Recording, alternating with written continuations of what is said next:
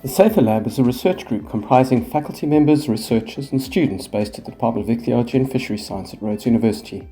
Our research questions focus on fisheries ecology and include the ecological, human and policy dimensions of fisheries. The SAFER Lab uses physiological tools and techniques to understand and predict the impacts of humans on our marine fishes. Our primary aims are to predict the responses of fish to a changing climate and to understand the impacts of exploitation on the resilience of fishes to climate change.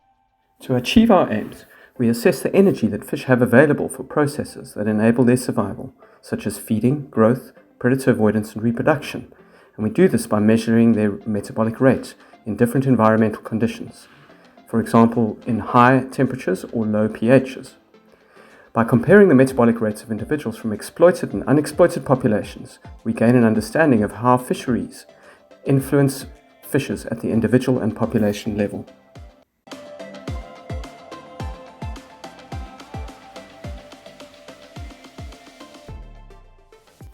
Our physiological research helps us to understand the mechanisms driving the response of fishes to a changing climate.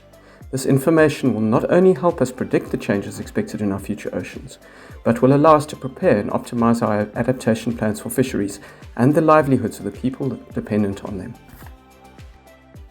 Our research on the impacts of fishing on the physiology of fish populations has shown that fishing selectively removes individuals that are resilient to future environmental conditions, and thus reduces the resilience of fish populations to a changing climate.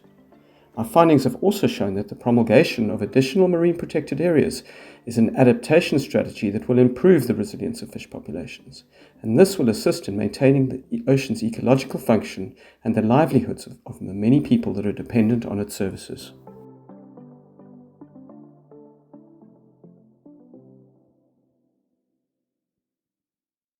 Our activities on Earth are placing the ocean under unprecedented pressure. We all have the power to do something. What we can advise is that you strive to learn as much as you can about the ocean. Find your passion and use it to make a difference.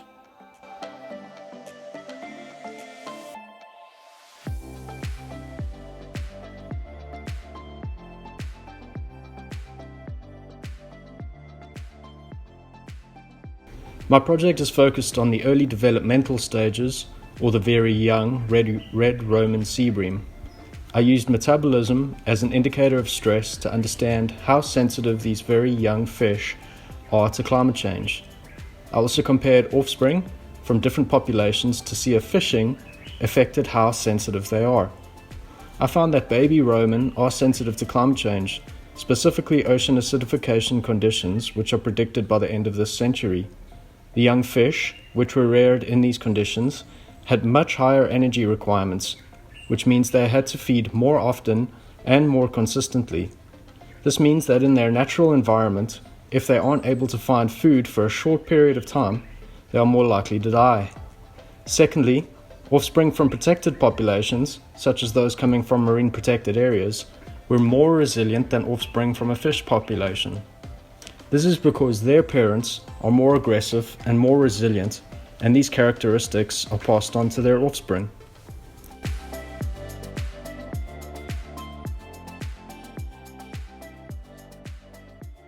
This study, and many others like it, contribute to the National Marine Week theme by discovering how sensitive these animals are to an environment which is changing because of climate change, but importantly, also what can be done about it.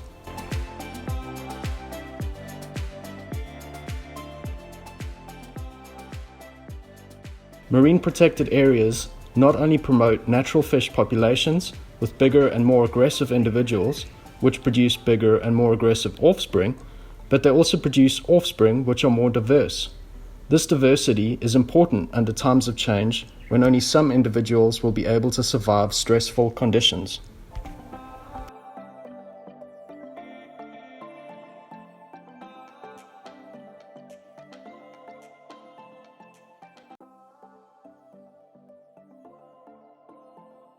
Our research identifies how fisheries species and their important nursery habitats may be affected under future climate conditions, and this information is important to inform the management of sensitive species and habitats.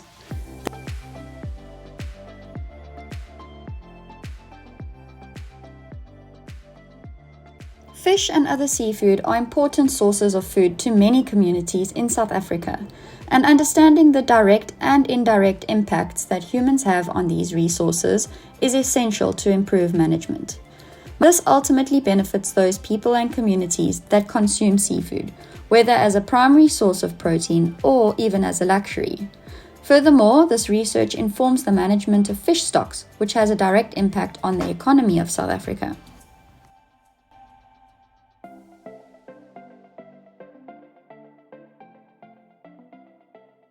I would like to share a quote from Dr. Sylvia Earle, a well-known ocean ambassador, which highlights the importance of research in protecting our oceans.